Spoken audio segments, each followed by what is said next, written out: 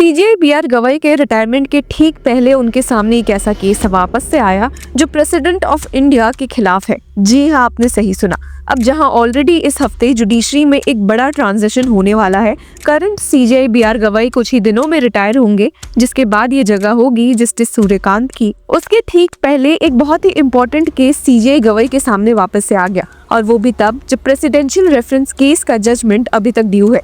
वही केस जिसमें एग्जीक्यूटिव और जुडिशरी एक दूसरे के खिलाफ दिखी थी, जहां सवाल उठाए गए थे कि क्या प्रेसिडेंट और गवर्नर पर सुप्रीम कोर्ट एक टाइमलाइन फिक्स कर सकती है। अब जिस जजमेंट के बाद प्रेसिडेंट ने ये रेफरेंस सुप्रीम कोर्ट को भेजा, उस case state of Tamil Nadu versus governor of Tamil Nadu 2025 के मेन पिटिशनर यानी कि स्टेट ऑफ तमिलनाडु वापस से सुप्रीम कोर्ट के सामने एक एक्सप्लोसिव नया केस लेकर आई है। और इस बार टारगेट कोई आम एडमिनिस्ट्रेटिव ऑर्डर नहीं, बल्कि प्रेसिडेंट ऑफ इंडिया का एक फैसला है। तमिलनाडु ने डायरेक्ट सुप्रीम कोर्ट को कह दिया कि the president's decision to withhold assent to the Tamil Nadu admission to undergraduate medical degree courses bill 2021 is unconstitutional. मतलब सीधा सीधा ये एलिगेशन कि जो हाईएस्ट कॉन्स्टिट्यूशनल ऑफिस है उसने एक स्टेट बिल को बिना रीजन, बिना जस्टिफिकेशन के बस रोक दिया।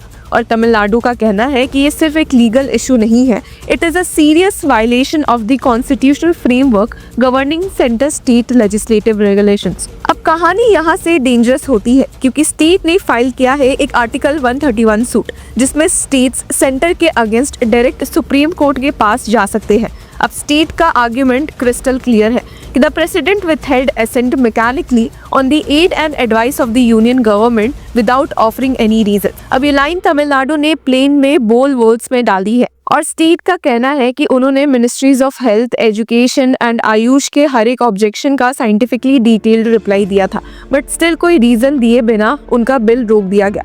मतलब पिक्चर कुछ ऐसा है कि एक स्टेट बिल जिसमें नीट से एग्जेम्पशन मांगा गया है, पूरा प्रोसेस फॉलो करके सेंटर के पास गया। ऑब्जेक्शंस आए, स्टेट ने हर ऑब्जेक्शन काउंटर किया, कमिटी रिपोर्ट्स, डेटा, स्टेटिस्टिक्स सब दिया, और फिर सडनली एक दिन 4 मार्च 2025 गवर्नर्स सेक्रेटेरिएट एक लाइन का मैसेज ड्रॉप कर देता है कि the president has withheld assent. बस खत्म, no explanations, no constitutional basis, nothing. अब तमिलनाडु का कहना है कि ऐसे असेंट विथहोल्ड करना आर्टिकल 201 को फ्रस्ट्रेट करता है, क्योंकि ये आर्टिकल क्लियरली बोलता है कि प्रेसिडेंट को या तो असेंट देना होता है या विथहोल्ड करना होता है, but that decision must be reasoned and informed. और सबसे बड़ा धमाका, स्टेट ने कोर्ट को बोला कि this destroys the working of article 254 subsection 2 which is the only constitutional avenue for a state to make laws differing from union legislation. अगर president बिना वजह के कभी भी विथ होल्डिंग कर दे तो state autonomy, specially on concurrent list subjects like education, practically zero हो जाएगी। ये वो कोर आर्ग्यूमेंट था जिससे तमिलनाडु फेडरलिज्म को सेंटर स्टेज पर लेकर आया। अब पूरे केस की जान था तमिलनाडु का reliance on the justice AK Rajan committee report. ये रिपोर्ट एक तरह से तमिलनाडु का जुडिशियल वेपन है अगेंस्ट नीट।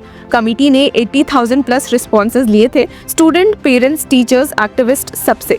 रिपोर्ट ने कंक्लूड किया कि NEET has a severe adverse impact on students from rural, economically weaker, Tamil medium and government school background. अब स्टेट का कहना है कि नीट ने एडमिशन को एक कोचिंग रेस बना दिया है, जहां सिर्फ वो बच्चे जीतते हैं जो प्राइवेट इंस्टीट्यूट्स में लाख स्पेंड कर सकते हैं। सूट में एक और लाइन थी जो बहुत पावरफुल थी कि NEET benefits affluent urban students and systematically excludes first generation learners. और रिपीटर्स की बात तो आप जानते ही हैं कि एक पूरा कैटेगरी बन गया है रिपीटर्स का, जो 2 से 3 साल कोचिंग लेकर एग्जाम क्लियर करते हैं। अब तमिलनाडु का आर्गुमेंट है कि the rise of repeaters has tilted admissions in favour of those who invest heavily in coaching. On the face of it this creates an unequal playing field, जो articles 14 और 15 subsection 4 के spirit के against जाता है। अब इसके अलावा state ने नीट में हुए impersonation cases, paper leaks and coaching mafia का रेफरेंस देकर एग्जाम की क्रेडिबिलिटी पर बड़ा क्वेश्चन मार्क लगा दिया। तमिलनाडु का कहना है कि merit cannot be reduced to performance in a single entrance test. ये लाइन सुप्रीम कोर्ट के प्रदीप जैन एंड नील अरोलियो न्यून्स जजमेंट पर बेस्ड है, जहां कोर्ट्स ने कहा है कि मेरिट का मतलब सिर्फ मार्क्स नहीं, social context, opportunity, schooling environment सब मैटर करता है। फिर तमिलनाडु अपना सक्सेसफुल हिस्ट्री का रेफरेंस देता है कि उनका 2007 का एडमिशन लॉ, जिसमें क्लास 12 मार्क्स पर एडमिशन होते थे, that law received presidential assent. That system was upheld by Madras High Court and upheld by the Supreme Court as well. तो स्टेट का सीधा सवाल था कि when a similar law was assented to earlier, why is the president taking a contradictory stand now?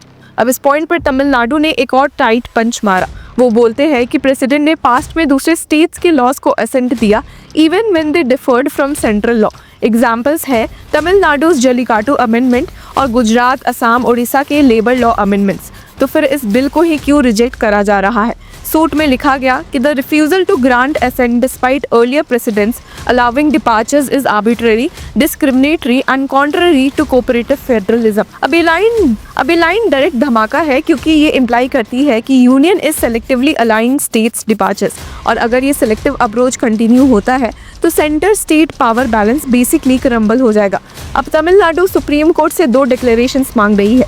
पहला कि declare the president's action unconstitutional and set it aside, और दूसरा जो और भी इंटरेस्टिंग है वो है declare that the bill is deemed to have received presidential assent under article 254 subsection 2। मतलब कोर्ट से बोल रहे हैं कि प्रेसिडेंट की silence, lack of reason and constitutional conduct के कारण बिल ऑटोमेटिकली असेंट माना जाए। और अगर कोर्ट को ये अप्रोच एक्सट्रीम लगता है तो एटलीस्ट एक डायरेक्शन हो कि send the bill back to the president for reconsideration. अब पूरा suit senior advocate P Wilson ने सेटल किया और एडवोकेट मीशा रोहतगी ने फाइल किया।